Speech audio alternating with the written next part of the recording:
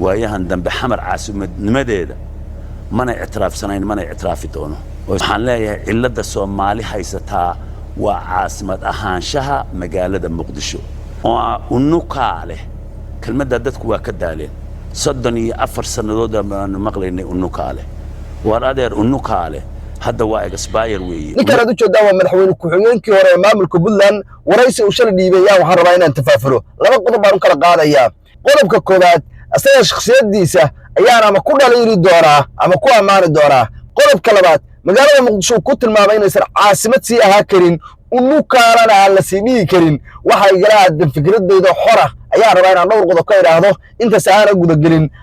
aanan gudagelin adiga qaybtoos oo commentigan kugu sugaya ninkan waxa uu sheegayo meelo badan inta ka fiirisid ma ku raacsan tahay caasimadda magaalada Muqdisho in laga raro oo meel Soomaaliyu ay isla dooratay oo bud ah ama qaloola sida magaalada Muqdisho kale ay meel dhaxda ugu taalo inaan caasimadda intaan isku raacna aan ka dhigano ninkan ma ku raacsan tahay dad ku raacsan taana faahfaahay haddaad diidantaana faahfaahay waxaan ku hormarayaa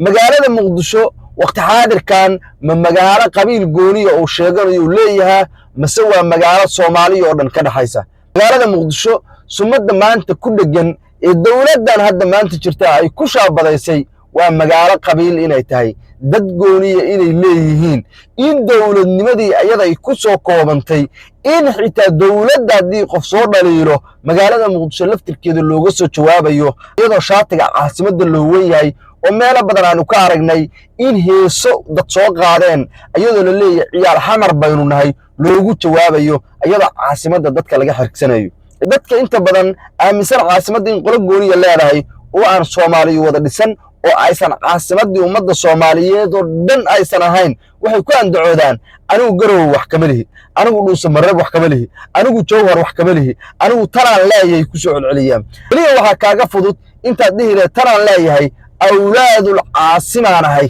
taasaa ka magac weyn kaagana sharaf badan adiga oo isku sunta caasimadii ummadda Soomaaliyeed oo dhan u talinaysay ayaa kaaga fudud inaad tiraahdo unuka iskale goofan iskale ha jirno waaye adiga oo dadka dhan inaad ugu sarreeyda iska dhiga oo aan isi soo gaabin oo yiraahdo dadka Soomaaliyeed oo dhan meesha laga xukumaan ku dhashay ayaa kaaga wanaagsan inta dhan qabiil la aadi lahayd hadii se qabiil laga dhigo adinku kuma sii heshiinaysiin shufada sii sheeganayso unuka iskala dhahaysa midda ugu sii hoosaysa sii qaadanaysa kuwa kale goofafka hore u lahayd sii qaadanaya baasha qabyaalada la yiraa ilma adeeryaal ma dhamaatee Soomaalinimada qaado huwa inaad tahay qofka Soomaaliya ugu sareeya kuwa unuka iskala dhahaya sidaa baan kula dardaarmaya caasimaddu maanta sumadda ay leedahay oo qabiilka haddaan nabad ku heli weynay haddaan dawladnimo ku heli weynay aan Soomaali dhex geyno si amaankana noola sugaan dawladnimadii caasimadana ay noola soo celiyaan caasimadda taabaan ka leeyahay qodobka ninkan daan soo laabto anigoo og asagoo cimriga jira inay qabyaaladu ka hadlinayso ayaan haddana waxaan aaminsanahay wax alla waxa uu sheegay inay runta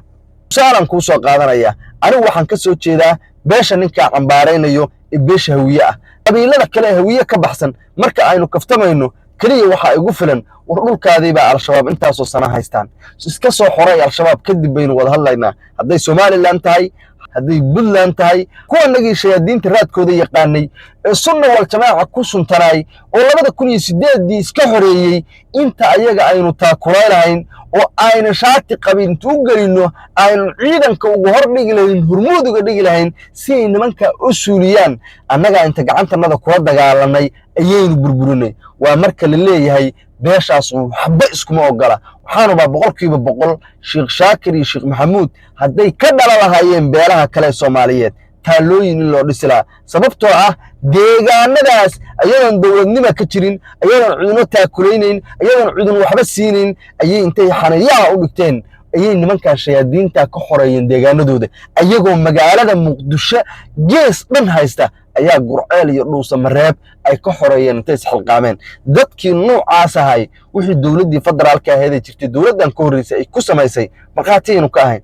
2 sano ayaa ceel buur lala rafanayaa sunna wal jamaaca intay ka soo casheeyaan oo ayaan haystaan ayay ka soo bixi jireen xitaa nimanka shahaadiinta markay nimanka magacooda maqlaan sunna wal jamaaca ceel buur ku soo socota way ka sii bixi jireen waa u banay jireen nimankii taalada loo dhisi lahay oo ciidanka lagu dar lahay oo la qalabay lahay oo ayagu waxay rabaan la sii lahay oo baarlamaanka laga qayb geli lahay oo wasiirada loo badi lahay ayagii baan kala cunsuriyeeyay oo 4 gees laga maray oo dagaal lagu qaaday ayaa li wadan idin bixinaynaa deegaanka nooga baxa 7 sano deegaan amaankooda sugayeen ayaa xabad looga saaray hadii nimankaasu ay Soomaalida kala ka dhalahayeen iskuulada loogu dhigi lahaa ilmaha looga sheekay lahaa jiilka maanta jiro si uu u dhaxalsiyo jiilka dambe ayaa iyaga looga sheekay lahaa ninka qabiil baa ka hadlinaya laakiin wax alla waxa uu sheegay anigu waxaan aaminsanahay inay run tahay oo maanta hadii aynu beeshaanahay kaftan uu naga xiran yahay 2 sano ayaa waxa la rafanaynaa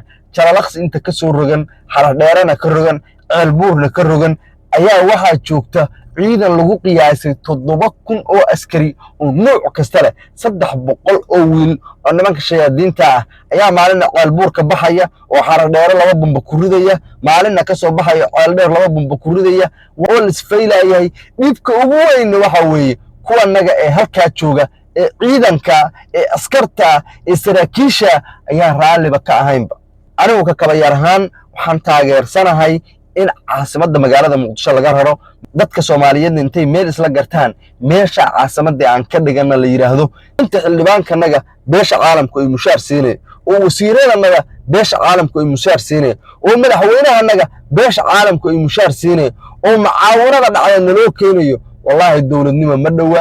aad iyo aad badnaantiin muuqaalkayga bilaa ula dhamaada daawanaysay qof kasto aqli leh muuqaalkan iga gaarsii dadka Soomaaliyeed oo dhan bal muuqaalkan iga gaarsii falcelintooda aanu aragno baasha qabyaalada ka saara qurunka ka saara Soomaalinimada eega caasimadda magaalada Muqdisho ma karana ma yaamaha